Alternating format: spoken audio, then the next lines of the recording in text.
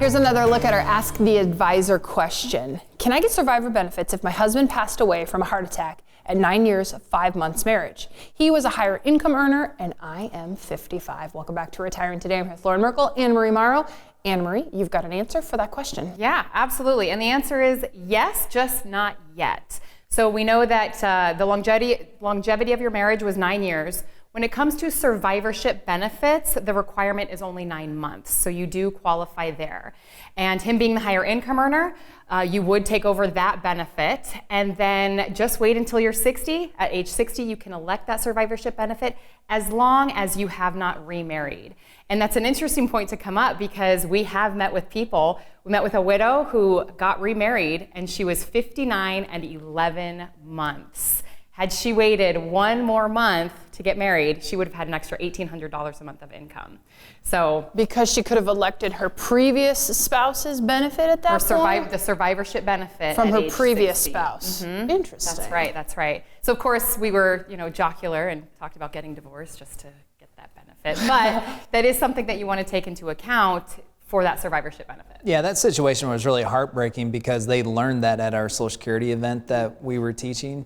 They came in afterwards, sat down, and then we explored their particular situation. That's when they found out. So yeah, the solution to that is they could have got divorced. But sure, that wasn't something, they were able to laugh then a little, sure. It wasn't a real solution, yeah. And it's really unfortunate because $1,800 a month difference, it would have made the world of difference to them. At that time, the gentleman was still working.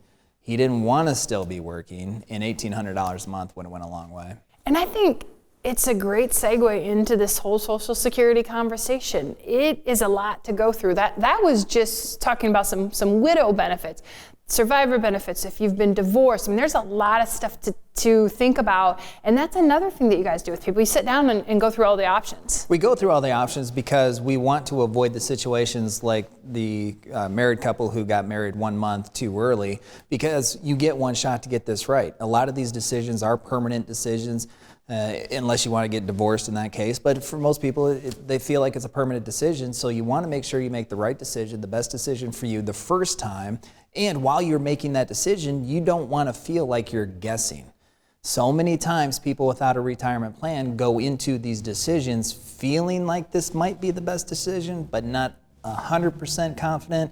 Maybe they're leaning towards this decision as opposed to this decision because their coworkers said this is the way to go. Yeah, I feel like that's what we hear a lot is, I was talking to so-and-so and this is what they're doing, so they figured that was the best route for us as well. Like, it's always dependent on what other people do, not taking into account that not everyone's situation is the same. Well, and you don't want the same retirement. Mm-hmm. I mean, the retirement of your coworkers isn't the retirement that you want. You certainly don't want the retirement that your parents had.